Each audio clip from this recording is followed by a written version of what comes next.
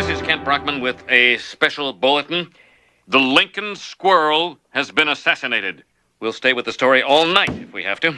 Welcome back. We're talking about Peanut the squirrel, a beloved pet and social media sensation who was recently seized and euthanized by New York state authorities. For those unfamiliar, Peanut was an eastern gray squirrel rescued in 2017 by Mark Longo after its mother was killed by a car. Unable to survive in the wild, Peanut became a cherished member of Longo's family and amassed over 600,000 followers on Instagram, captivating audiences with his antics and endearing personality. In October 2024, however, officers from the New York State Department of Environmental Conservation, or DEC, raided Longo's home in Pine City, New York, seizing Peanut and a pet raccoon named Fred. The DEC cited concerns about illegal wildlife possession and potential rabies exposure, claiming that Peanut had bitten someone during the investigation. Both animals were euthanized to test for rabies, which is a procedure that requires brain tissue samples and thus necessitates the animal's death. Now, let's pause and consider the sheer absurdity of this situation. A man rescues an orphan squirrel, provides it with a loving home for 7 years,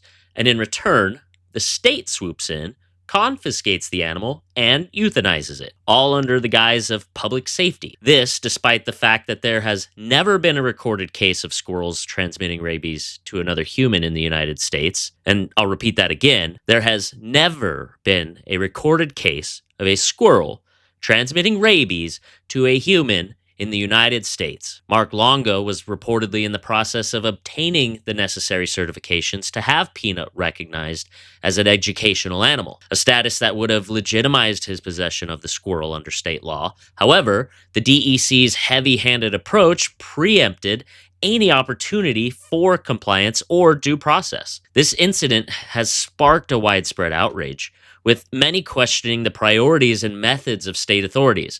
An online petition demanding justice for Peanut has garnered tens of thousands of signatures, reflecting in a growing sentiment that the state's actions were not only unnecessary, but also inhumane. It's worth noting that Peanut's social media presence was more than just entertainment.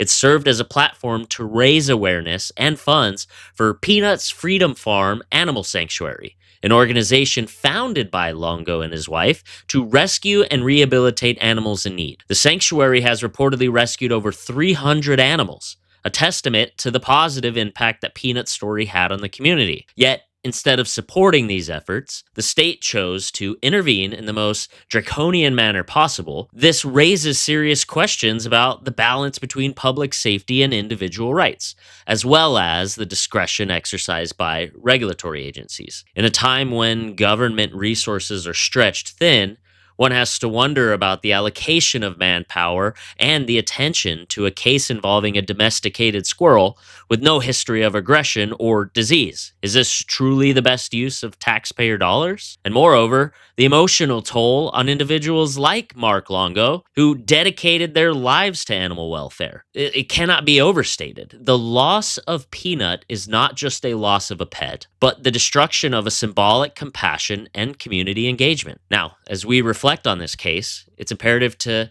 advocate for more reasonable and humane approaches to wildlife regulation. While laws exist to protect both humans and animals, their enforcement should be guided by common sense and empathy, not by some rigid adherence to a protocol that, frankly, is at the expense of life and liberty. So, the tragic fate of Peanut the squirrel serves as a reminder to all of us of the potential consequences of unchecked government authority. It's a call to action for all of us to remain vigilant and demand accountability from those who wield power over our lives and the lives of voiceless creatures that we cherish, such as our pets. Anyways, that's my 2 cents.